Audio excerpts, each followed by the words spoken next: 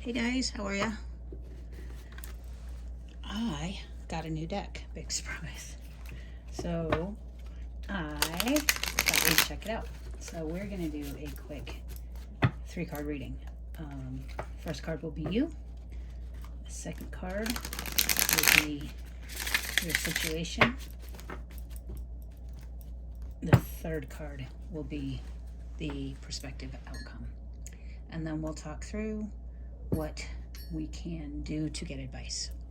So I'm going to do it a little different. I'm going to separate in 3 piles. That's you, that is the situation, and that is the outcome.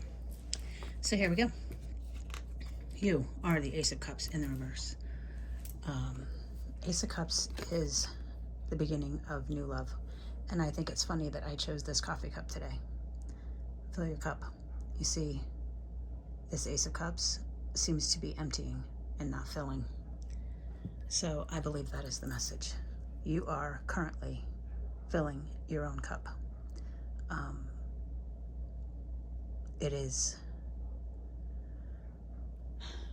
It's where we need to be right now, guys. The energy right now is really dense.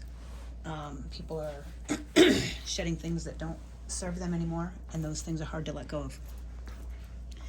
We are having a very hard time with letting things go. If you are a recovering codependent, such as myself, then it is hard to admit that you are bringing more trouble to the situation than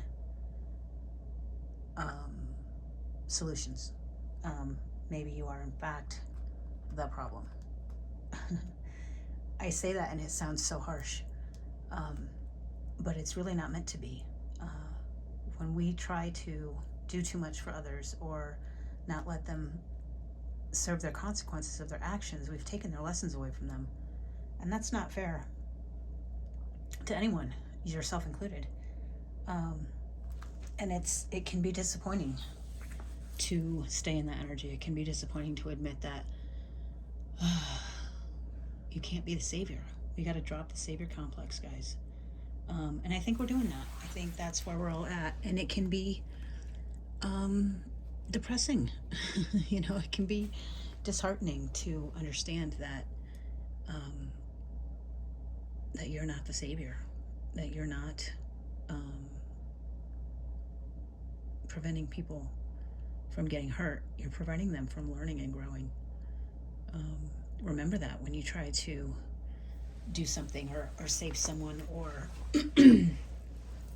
try to be the one that fills up their cup, right? Fill your cup. So that's who we are. Our present situation is the Ten of Swords in reverse. I love that we got the Ten of Swords in reverse.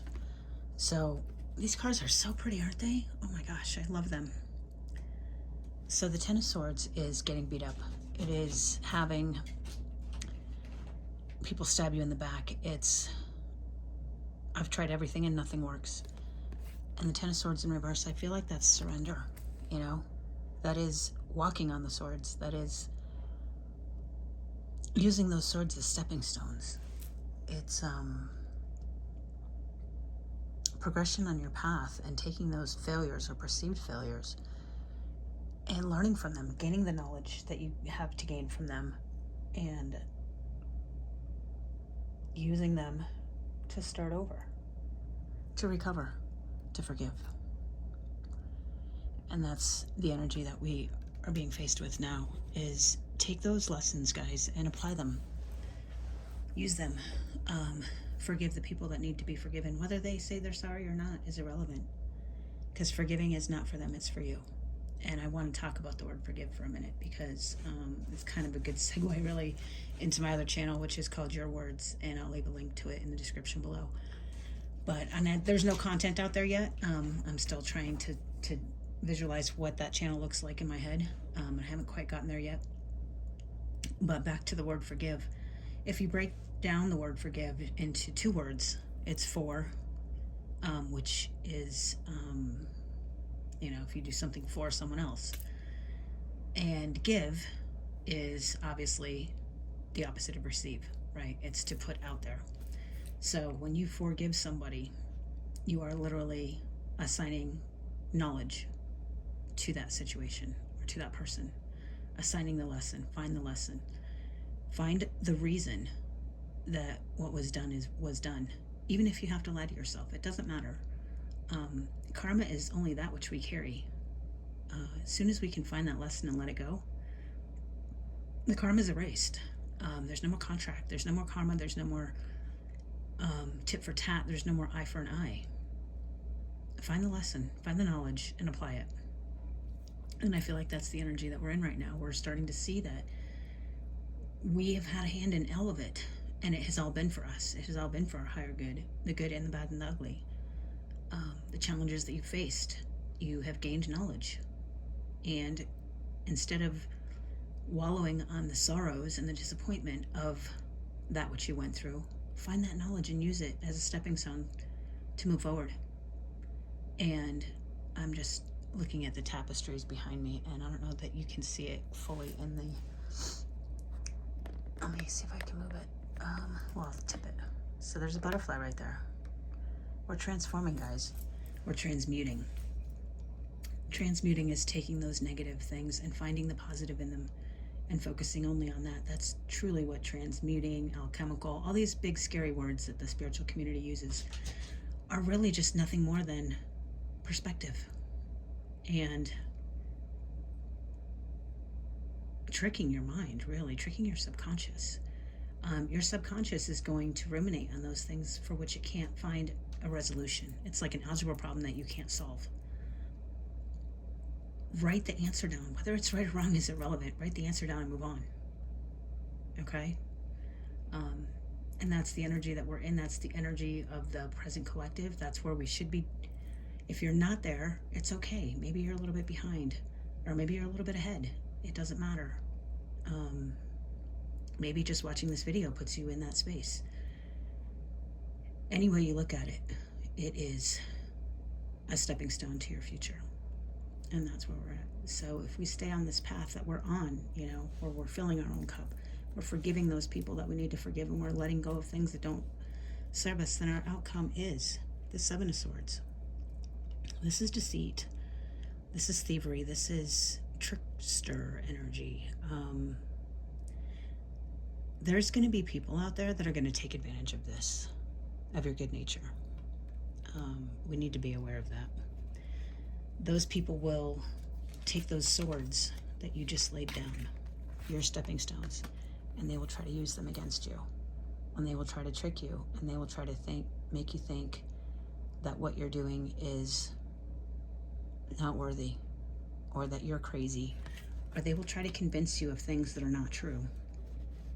And your own mind could even do this to you, guys. We could convince ourselves that this is the case. We need to stand tall and believe and know that running away and being dishonest and basically robbing ourselves of our dreams is what's happening, right? I'm not saying that there's never a time that even I feel this way and I rob myself of my own dreams. We just need to be aware of it so we can stop it when it happens. We have this innate need to feel approval from the rest of the world. And when we can fill up our own cup and we know that we have done what we came here to do in our hearts, no amount of this will ever be successful in stopping you on your path. He's dancing. He's dancing around, trying to just distract you. Don't let that distract you. Do not be deceived by other people's opinions. Don't let the opinions of who you are from the past that you have attached to that are not yours, don't let them come in and stop you from what it is you came here to do. Maybe you came here just to enjoy life, maybe you came here to be a teacher, maybe you came here to be a student, maybe you came here to be a mother, father, son, daughter, sister, brother. spouse, religious person, who, whatever, it doesn't matter, because you've already been everything anyway. And see that in other people. See that what you are being triggered by is something that exists within yourself. And the deceit and the people out there that are trying to stop you and make you feel crazy are just reflective of your own insecurities. And you know what? If your dream or your belief or your passion doesn't scare you just a little bit, then is it really worth it?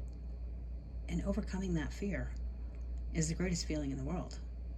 You know, the hardest part is letting go. The hardest part is stepping off that ledge and hoping that there's a safety net there. And I'm here to tell you that God, Source, Spirit, Creator would never, ever let you jump off that cliff without a safety net. So keep that in mind, guys. Keep that in mind when you're in these energies of letting things go and forgiving and whatnot. Don't be deceived by people trying to stop you, okay? So we're going to ask for advice on how we can do that. And we're going to use an oracle deck to get that advice. Although those cards are beautiful. I would really love to use them, but I feel like it's an oracle that we need to use. And we're going to use the Work Your Light. We're all light workers here, guys. Eliminating the shadow is not fighting the shadow with more darkness. You can't walk into an empty room without a flashlight and expect to be illuminated. You have to bring the light.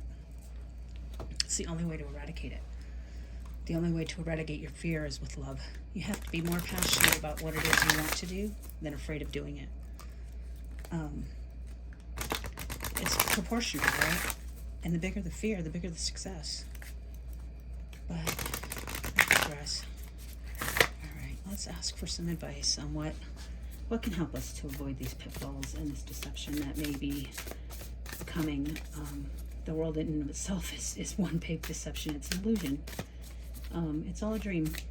It's I was talking about the movie Inception earlier. And can anybody answer which floor of the elevator is his real life? And my answer to you is, does it matter? Does it matter? What you believe to be true will be true. And that's, I think, why the spindle never stops spinning at the end of that movie. Or why it ends while it's spinning, right before it's about to fall. What you believe to be true will be true. So focus on that. All right. Spirit, can I get some advice, please, for the collective on how to avoid deception and pitfalls? Wow, that's too many. We need some advice, please. There we go. Star Mother. This Star Mother is, how can you mother yourself? We all have an idea of what the perfect mom is, right? She forgives every transgression. She believes in us no matter when we don't believe in ourselves. She has the faith of 1,000 mothers for us. She gives us strength when we have none. She provides us the most safe and loving space in which we can be our true, authentic selves, and she loves us anyway. You've ever heard that saying, no one loves you like your mom? And I can say from experience that that particular statement has always been a trigger for me. But I digress. The mom you wish you had. Be that mother for yourself. Our human mothers could only teach us and love us as much as they have themselves were taught and loved. So keep that in mind.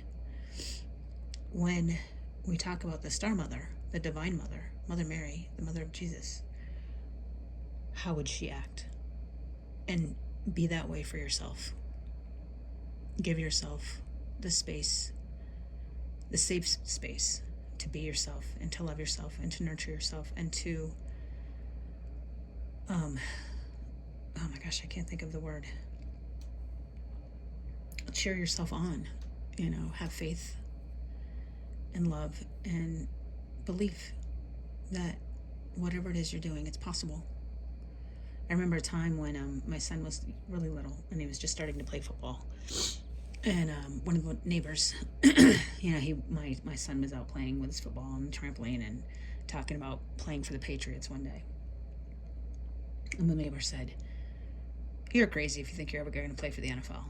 And I about lost it. I don't think I spoke to that neighbor for months after that. And told him, "Don't you ever tell my child there's anything he can't do. I don't care if he wants to be president, NFL, whatever, it doesn't matter. You don't get to tell him that he can't do it. It's not up to you to decide that. It's up to him." And I was actually talking with my son, who's now 28, about this particular situation. I think it was yesterday or the day before, and asked him if he remembered that. And I was very sad at his response. His response was, "Yeah," and he was right, because my son was injured in college football and was never able to fulfill his dream, or that particular dream. And I asked him if he remembered me telling the neighbor all of what I had said about not telling my child about quashing his dreams, or the subsequent fight that continued between me and the neighbor. And he had no memory of that.